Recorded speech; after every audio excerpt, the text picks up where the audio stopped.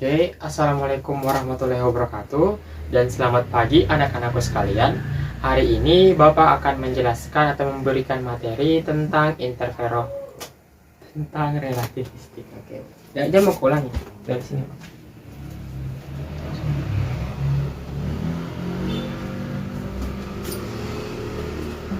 Assalamualaikum warahmatullahi wabarakatuh. Dan selamat pagi anak-anakku sekalian. Hari ini Bapak akan menjelaskan atau memberikan materi tentang relativitas khusus. Oke.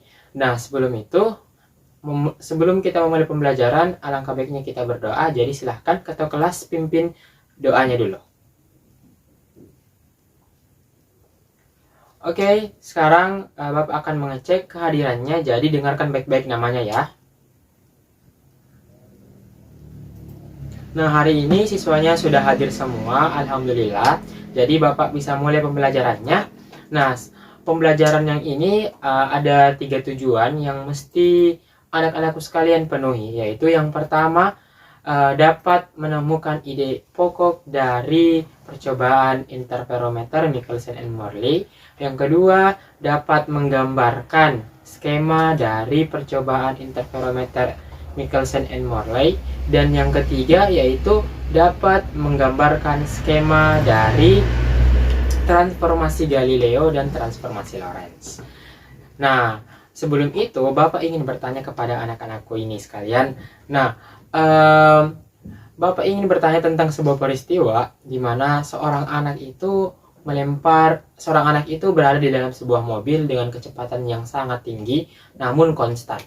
Nah, anak itu sedang bermain di dalamnya. Dia bermain sebuah bola di mana bolanya dia lemparkan ke atas. Nah, pertanyaan Bapak, apakah bola yang anak itu lempar ke atas akan terlempar ke belakang karena arah mobilnya bergerak ke depan, atau bola tersebut akan tetap jatuh di posisi anak tersebut? Oke, bagaimana anak-anakku sekalian? Ada yang punya jawaban? Nah, silahkan. Apa jawabannya? Oh iya. Oh, bolanya itu terlempar ke belakang karena gerak mobilnya itu ke depan. Karena mobilnya itu sangat cepat. Makanya bolanya itu terlempar ke belakang. Oke. Teman-temannya yang lain, anak-anakku sekalian, ada yang punya jawaban yang berbeda? Oh, ini sama, enggak apa-apa. Yang lain bagaimana? Oh, ini. Oh, ada. Oke, jawabannya itu bolanya itu jatuh ya. Jatuh di posisi anaknya. Kenapa? Oh, karena pernah coba. Ya, enggak apa-apa. Nah, sebenarnya betul itu temannya katakan bahwa bolanya akan tetap jatuh di posisi anak tersebut ketika melempar bola tersebut. Nah, kenapa bisa demikian? Nah, itulah permasalahan yang mesti kita kaji di pembelajaran ini. Jadi, anak-anakku sekalian, untuk pembelajaran ini sebenarnya ada banyak hal peristiwa yang menyangkut tentang relativitas.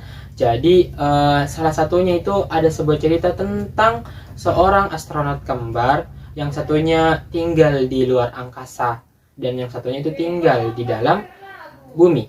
Bedanya itu ada sebuah peristiwa yang sangat mengejutkan bahwa ketika saudara kembarnya yang ada di luar angkasa kembali ke bumi, itu memiliki selisih umur yang berbeda. Artinya ada perbedaan umur antara yang tinggal di bumi dengan yang tinggal di luar angkasa. Nah, Bapak lagi mau tanya ke kalian, selisih umurnya itu yang kayak bagaimana?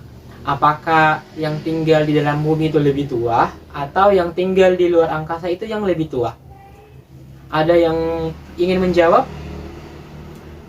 Oke, silahkan menjawab. Nah, yang di bumi yang lebih tua. Oke, berarti yang di luar angkasa itu yang lebih muda. Kenapa bisa? Oh, karena ditebak dia. Oke, enggak apa-apa.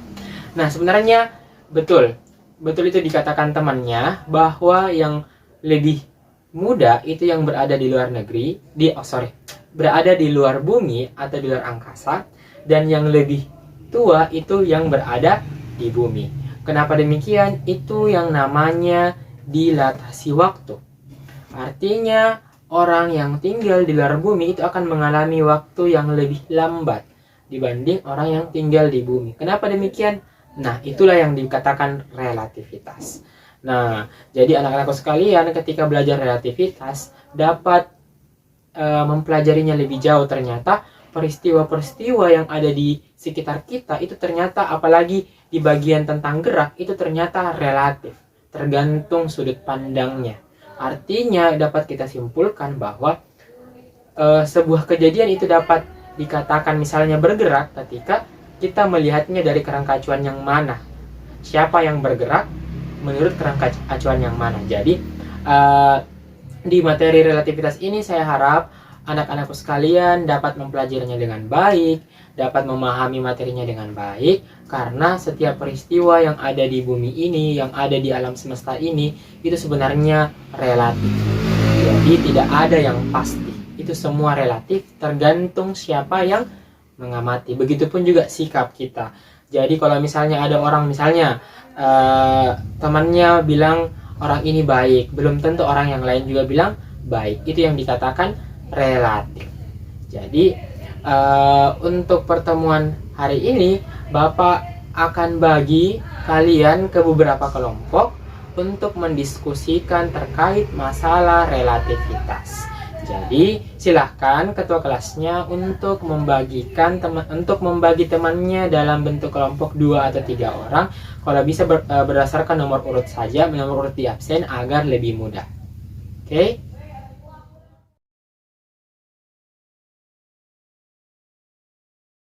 Baik anak-anakku sekalian, karena permasalahan dalam pembelajaran ini sudah sangat jelas, yaitu tentang transformasi Lorentz, transformasi Galileo, dan percobaan Michelson. Maka dari itu, sekarang silakan ketua kelasnya untuk membagi teman-temannya ke dalam bentuk kelompok. Baik, Pak. Oke, bagaimana ketua kelas? Sudah terbagi dengan baik? Iya, sudah terbagi, Pak. Kalau begitu, silakan setiap kelompok untuk membuka buku cetaknya di halaman 285 tentang materi transformasi Galileo, transformasi Lorentz, dan cobaan Michelson. Bapak kasih waktu 15 menit untuk membacanya ya. Jadi silahkan mulai membaca.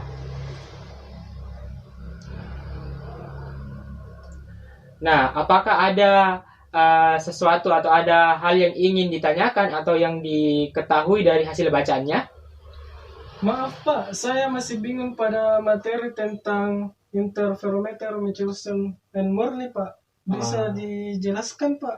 Oke, kalau begitu, Bapak akan menunjukkan ke kalian tentang bagaimana dilakukannya percobaan Michelson. Jadi, Bapak punya simulasi tentang percobaannya. Jadi anak-anakku sekalian bisa lihat di depan di sini hasil sebuah simulasi dari percobaan Michelson. Jadi sekarang anak-anakku perhatikan ya bagaimana sebuah cahaya dalam percobaan Michelson and Morley. Nah, bagaimana anak-anakku sekalian? Apakah sudah dipahami? Iya, paham, Pak. Oke, kalau begitu sekarang Bapak akan bagikan LKPD-nya untuk dikerjakan agar pembelajaran hari ini dapat terarah dengan baik. Oke, silakan ketua kelasnya bagi ke teman kelompoknya. Oke, nah ketua kelas, apakah sudah terbagi LKPD-nya dengan rata? Iya, sudah, Pak. Oke, kalau begitu terima kasih ketua kelas. Selanjutnya kita akan menjawab pertanyaan-pertanyaan di dalam LKPD-nya untuk memperkuat materi tentang interferometer, Michelson, dan Morley.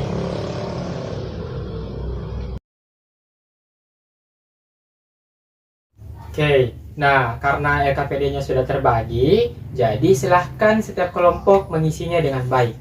Nah, karena LKPD-nya itu sangat berkaitan tentang simulasi yang Bapak tadi tampilkan, jadi sekarang Bapak tampilkan kembali lagi simulasi dari percobaan Michelson. Jadi sambil anak-anakku sekalian mengerjakan LKPD-nya, sambil juga memperhatikan simulasinya untuk mempermudah menjawab pertanyaan-pertanyaan di dalam LKPD. Jadi silahkan lihat simulasinya ya di depan, oke?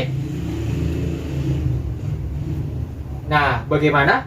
Apakah masih ada kesulitan untuk mengerjakan atau mengerjakan pertanyaan-pertanyaan yang ada di LKPD-nya? Mohon maaf Pak, ini saya belum memahami skema percobaan Michelson and Morley. Oke, begini. Nah, maksudnya itu skema di dalam LKPD artinya anak-anakku sekalian menggambarkan bagaimana percobaan atau rangkaian dari interferometer Michelson. Nah, di simulasinya ini itu sudah kelihatan bahwa di mana kita menggunakan sumber cahaya, lensa, dan pembagi berkas agar berkas cahayanya itu akan dibagi menjadi dua, di mana satu cahaya diteruskan dan satu dibelokkan ya. Oke, maaf, dibelokkan. Nah, nanti kedua cahaya itu nanti akan disatukan. Nah, ketika disatukan itu nanti akan membentuk sebuah interferensi. Nah, interferensi itu materi yang Bapak pernah bagikan di kelas 2 tentang sifat-sifat dari gelombang cahaya ya, tentang interferensi. Jadi kalau begitu masih ada lagi yang masih kurang jelas? Sudah jelas Pak. Oke, kalau begitu Bapak akan bagi sedikit tentang percobaannya ya, karena ada temannya menanyakan tentang percobaan Michelson. Ternyata si Michelson ini melakukan percobaan untuk menyelidiki sebenarnya tentang sebuah medium yang digunakan untuk merambatnya sebuah cahaya. Namun di hasil percobaannya ini dia tidak menemukan yang namanya medium itu.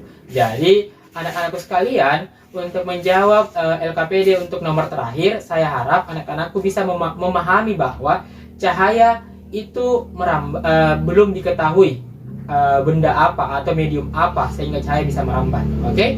Jadi silahkan melanjutkan mengerjakan LKPD-nya. Jika ada yang masih kurang atau masih kurang dipahami, silahkan ditanyakan lagi sambil teman-temannya yang lain tetap fokus atau tetap memperhatikan simulasi yang ada di atas. Oke? Baik Pak.